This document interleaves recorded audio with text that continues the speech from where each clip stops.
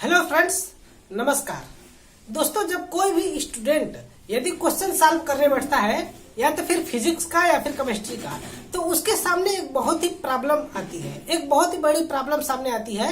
वो होती है आपकी फिजिकल कांस्टेंट की, कि जो आपके क्वेश्चन में फिजिकल कांस्टेंट दिए गए हैं उसका जो है कि वैल्यू क्या होगी, उसका वैल्यू विथ यूनिट, उसकी यूनिट के साथ साथ उसका वैल्यू क्या होगी, उसके बारे में उसको जो है कि जानकारी नहीं होती है, जिसके चलते कि उसको कोई भी क्वेश्चन, चाहे वो फिजिक्स का हो चाहे केमिस्ट्री का हो, उसको सॉल्व करने में बहुत ज्यादा दिक्कत होती है। और यह दिक्कत अधिकतर आती है क्लास 11, 12, IIT जेई और नीट के विद्यार्थियों के लिए।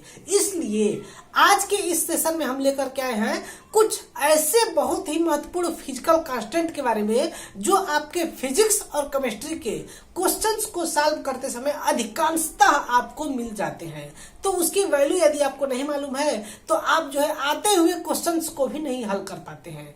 इसलिए जो है कि आज के वीडियो में हम जो है कि उन सभी फिजिकल कांस्टेंट यानी भौतिक नियतांक के बारे में जानेंगे और उसके वैल्यू के बारे में जानेंगे और उसके सिंबल्स के बारे में भी जानेंगे, जिसको कि हम अधिकांशतः जो है कि क्वेश्चंस को सॉल्व करते समय यूज करते हैं। ठीक है, तो चलिए आइए आज हम सीरियल नंबर से हम देखते हैं। टोटल जो है कि 16 भौतिक नियतांक के बारे में आज के वीडियो में पढ़ेंगे।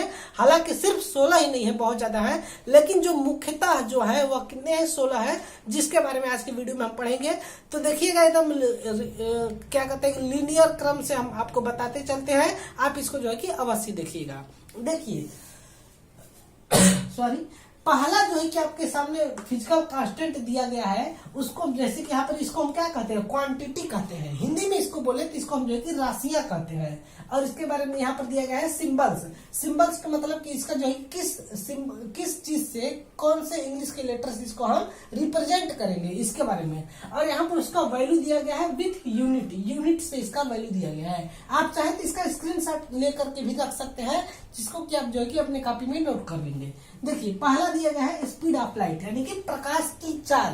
प्रकाश की चाल की जो है कि सिंबल क्या होता है, सी। जैसे हम वेलोसिटी को, चाल को हम v से रिप्रेजेंट करते हैं, इसी तरह से हम प्रकाश की चाल को हम c से रिप्रेजेंट करेंगे। और इसका वैल्यू होता है 3 × 10⁸ मीटर पर सेकेंड। यह जो है कि इसका वैल्यू होता है। यदि हम इसको किलोमीटर में बदलेंगे तो इसमें हम क्या करेंगे, इसमें हम जो है कि 10⁻³ से डिवाइड कर देंगे, तब जो है कि किलोमीटर पर सेकंड में बदल जाएगा। तब हो जाएगा 3 × 10⁵ किलोमीटर पर सेकेंड। यानी कि प्रकाश जो है कि 1 सेकेंड में जो है क्या करती है, 3 पर जो है कि 5 0 बढ़ा देंगे तो कितना हो जाएगा, इकाई, दहाई, सैकड़ा, हजार, फिर 10,000 और इसके बाद क्या आ जाएगा, लाख। यानी कि 3 लाख किलोमीटर की दूरी तय करती है प्रकाश 1 सेकेंड में। इसका मतलब यह हो गया।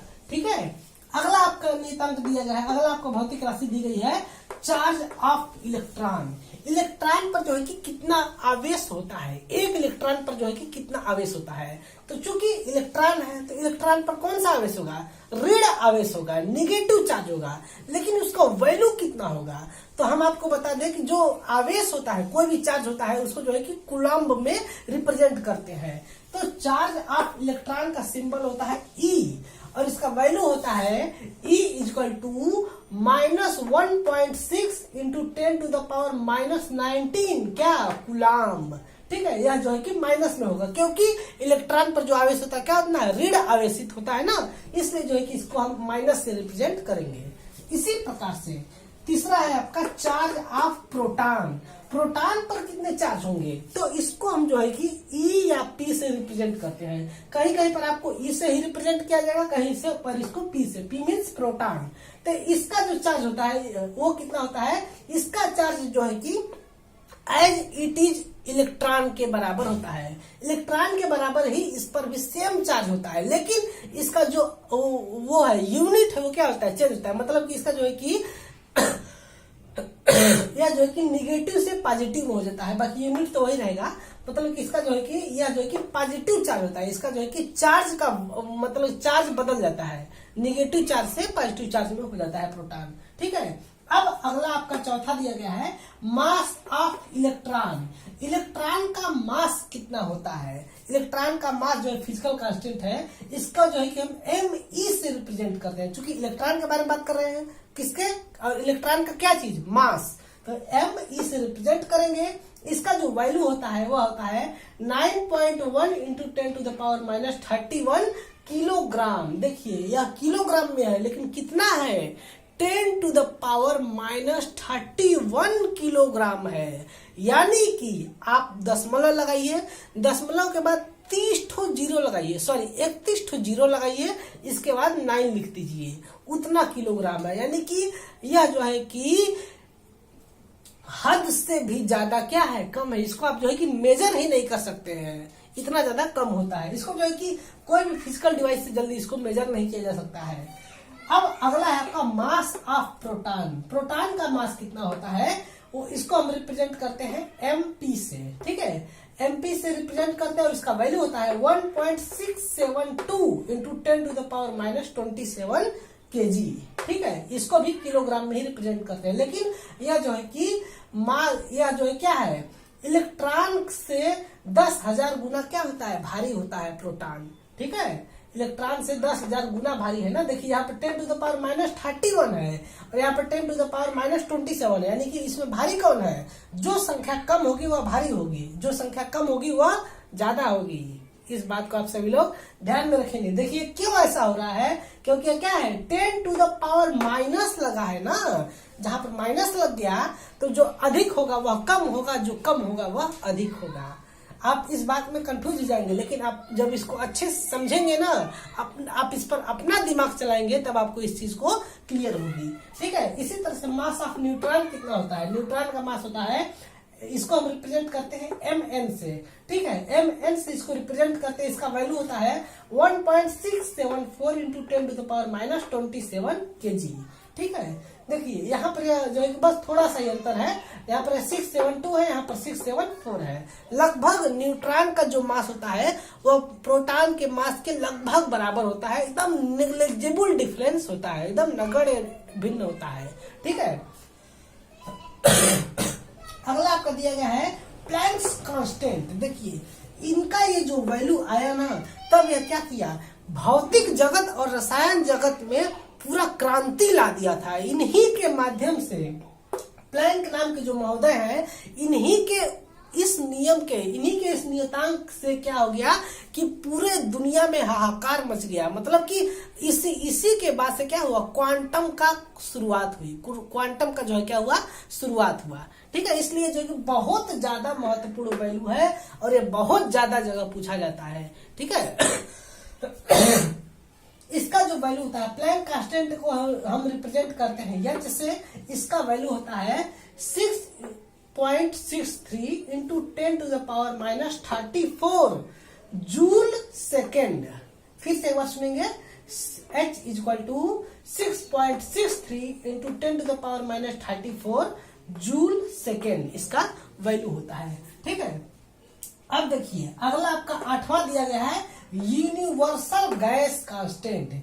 गैस कांस्टेंट का वैल्यू कितना होगा, ठीक है। अब इसका जो है कि वैल्यू होता है, इसको हम रिप्रेजेंट करते हैं R से, और फिर देखिए यहाँ पर दिया गया है R इक्वल टू 8.314 जूल पर मोल पर केल्विन। इसका वैल्यू होता है 8.314 जूल पर मोल पर केल्विन, ठीक है। इस तरह से इसका वैल्यू हो जाएगा। इसका जो है कि 3 वैल्यू होता है, तीनों जो है कि अलग अलग आधार पर निकालते हैं, ठीक है। इसको जो है कि हम सॉल्व करते समय PV इक्वल टू nRT, इस फार्मूले का हम प्रयोग करते हैं। तब इस फार्मूले में देखेंगे तो R इक्वल टू हो जाएगा PV अपान N इंटू T। अलग अलग तरीके से PV अपान NT का वैल्यू रख करके हम इसका जो है कि वैल्यू निकालते हैं। इसके बारे में हम बहुत ही विस्तार से आगे जानेंगे, ठीक है। अगला है आपका Avogadro gas constant. Avogadro gas constant को हम एवोगैड्रो नंबर को हम रिप्रेजेंट करते हैं Na। N means number, A means Avogadro नाम के वैज्ञानिक ने दिए थे, इसलिए जो है कि इसको हम A से रिप्रेजेंट करते हैं। तो इसका जो एक वैल्यू होता है Na इक्वल टू 6.023 इंटू 10⁻23 पर मोल, ठीक है। यानी कि एक मोल में किसी भी पदार्थ के परमाणुओं, किसी भी एलिमेंट के परमाणुओं की संख्या, या फिर किसी भी किसी भी कंपाउंड के मॉलिक्यूल्स का जो नंबर होता है वह कितना होता है 6.02 इंटू 10 टू द पावर 23 पर मोल। एक मोल में जो है कि इसकी इतनी संख्या होती है। यदि हम 18 ग्राम पानी की बात करें, किसकी 18 ग्राम वाटर की, तो 18 ग्राम वाटर में वाटर के अणुओं की संख्या, वाटर के मॉलिक्यूल्स की संख्या कितनी होगी 6.02 इंटू 10 टू द पावर 23, इतनी वैल्यू होती है। इसके बारे में हम बहुत ही जबरदस्त तरीके से, बहुत ही विस्तृत रूप में आगे हम आपसे चर्चा करेंगे। ठीक है, अगला हम देखते हैं आपका 10वां है बोल्ट्जमैन कांस्टेंट। बोल्ट्जमैन कांस्टेंट का वैल्यू, इसको रिप्रेजेंट करते हैं के से। इसका वैल्यू होता है K equal to 1.38 into 10 to the power -23 joule पर केजी। इसका जो है कि इतना वैल्यू होता है K equal to 1.38 into 10 to the power -23 joule पर किलोग्राम। अगला है आपका स्टीफेंस कांस्टेंट, 11वां वाला। स्टीफेंस कांस्टेंट को रिप्रेजेंट करते हैं सिग्मा से। इसका वैल्यू होता है 5.67, 57 नहीं होगा 67 होगा, 5.67 इंटू 10 टू द पावर -8 विन्स पर मीटर स्क्वायर पर केल्विन स्क्वायर। ठीक है, इतना जो है कि इसका वैल्यू होता है। ठीक है, अब अगला आप देखते हैं रिडबर्ग कांस्टेंट। रिडबर्ग कांस्टेंट को हम रिप्रेजेंट करते हैं RH से। इसका वैल्यू होता है RH equal to 1.10 into 10 to the power 7 पर मीटर। इसका जो है कि इतना वैल्यू होती है। अब चलिए आगे की जो 4 बची है उसके बारे में हम देख लेते हैं। वो भी जो है कि बहुत ज्यादा इंपॉर्टेंट है इसी तरह से। 13वां यहाँ पर दिया गया है आपका, जो कि बहुत ज्यादा इंपॉर्टेंट है। यह जो है कि है आपका ग्रेविटेशनल कांस्टेंट। ग्रेविटेशनल कांस्टेंट का वैल्यू होता है G, इसको हम रिप्रेजेंट करते हैं C से। इसका वैल्यू होता है G equal to 6.67 into 10 to the power -11 newton metre square kilogram पर -2। इसका जो है कि इतना वैल्यू होता है। यह वैल्यू आता कैसे है, आप सभी लोग एक फार्मूला पढ़ेंगे क्लास 11 में। यह फार्मूला है F equal to G(m1 m2 upon r square. तो इस फार्मूले में हम यदि हम G को निकालना चाहें तो इस फार्मूले को यदि हम जो है मैनिपुलेट करें तब यह आ जाएगा G इक्वल टू आता है। इस केस में यदि हम देखेंगे तो आता है आपका F फिर r स्क्वायर अपान m1 और m2। इस तरह से करके अब यहाँ पर जो है कि इसका जो वैल्यू है इसको हम रखेंगे। इसका वैल्यू जो है कि न्यूटन नाम के साइंटिस्ट ने इसको रख करके इसका वैल्यू, और फिर यहाँ से G का वैल्यू उन्होंने निकाला था। और यहीं से जो है कि F का जो है कि F को जो है फोर्स है, तो फोर्स को हम न्यूटन से रिप्रेजेंट करेंगे। डिस्टेंस को हम मीटर से रिप्रेजेंट करेंगे, तो न्यूटन मीटर स्क्वायर। फिर मास, ये दोनों मास है तो इसको हम किलोग्राम में रिप्रेजेंट करेंगे। चूंकि ये जो है न्यूमरेटर में है इसलिए जो है कि पर किलोग्राम आ जाएगा। तो 2 ठो है तो आ जाएगा किलोग्राम पर पावर -2। इस तरह से आ जाता है। ठीक है, 14वां यहाँ पर दिया गया है आपका स्पेसिफिक चार्ज, यानी कि specific charge of electron. Electron पर जो है कि विशिष्ट आवेश कितना होता है इसके बारे में यहाँ पर दिया गया है। तो इसका जो वैल्यू होता है इसको रिप्रेजेंट करते हैं हम E/me से। ठीक है, इसको हम रिप्रेजेंट करते हैं E/me से। इसका जो वैल्यू होता है वह होता है 1.76 into 10 to the power 11 coulomb पर केजी। इतना इसका जो है कि वैल्यू होता है। देखिए यह आया कैसे है, E/m का वैल्यू यहाँ पर रखिए। E का वैल्यू होता है, आपने अभी पढ़ा 1.6 into 10 to the power -19 coulomb. इसका वैल्यू हमने आपको बताया कि इलेक्ट्रॉन पर आवेश इतना होता है। और इस पर जो है कि इलेक्ट्रॉन का जो है कि द्रव्यमान कितना होता है, वो होता है 9.1 इंटू 10 टू द पावर -31। इस यहाँ पर किलोग्राम होता है। अब इसको हम यदि हल करेंगे तो हल करने पर यही आएगा 1.76 into 10 to the power 11 coulomb पर केजी। यही जो है कि वैल्यू निकल करके आती है। ठीक है, 15वां है आपका बोर रेडियस। बोर रेडियस जो है कि यह बोर नाम के साइंटिस्ट ने बताया था कि जिस परमाणु का n का वैल्यू, जिस परमाणु का प्रिंसिपल क्वांटम नंबर n है, यानी कि मुख्य क्वांटम संख्या n का वैल्यू 1 है, तो उसके लिए जो है कि उस परमाणु का रेडियस क्या होगा उसके बारे में उन्होंने बताया था कि उसका रेडियस होता है 0.053 नैनोमीटर का रेंज का इसका क्या होता है रेडियस होता है। किसके लिए? r n = 1, यानी कि वह परमाणु जिसकी की प्रिंसिपल क्वांटम संख्या क्या हो? 1 हो, जैसे कि हाइड्रोजन, हीलियम पर 1+, लिथियम पर 2+, बेरिलियम पर 3+, उन सभी के लिए उन सभी का जो परमाणु है उसका रेडियस जो है कि 0.053 नैनोमीटर होती है। ठीक है, अगला है आपका 16वां मोलर वॉल्यूम। एक मोल का वॉल्यूम कितना होगा? यहाँ पर मोलर वॉल्यूम किसके लिए लिया गया है? यह जो है कि मुख्यतः जो है कि गैस के लिए यूज होता है। कोई भी गैस है आपका, नेचर में कोई भी गैस हो, यदि वह 1 मोल है तो उसका जो वॉल्यूम होगा, यानी कि वह जितना स्थान घेरेगा वह स्थान कितना घेरेगा?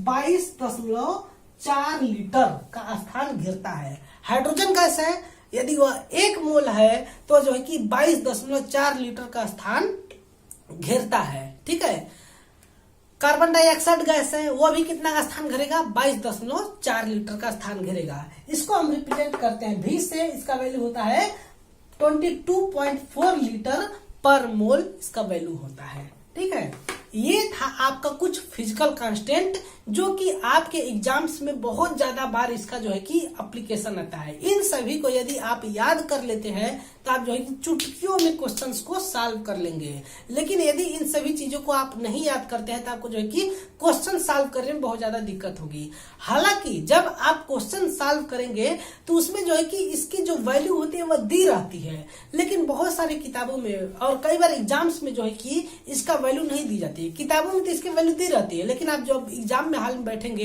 तो इसका वैल्यू जो है आपको नहीं पता रहेगा। वहां पर उसमें क्वेश्चन में जो है कि इसका वैल्यू मेंशन नहीं की रहती है, तब उस समय आपको जो है कि दिक्कत हो सकती है।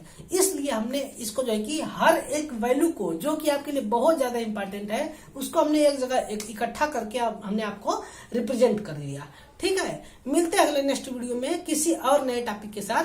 तब तक के लिए आप सभी लोग का बहुत बहुत धन्यवाद। जय हिंद।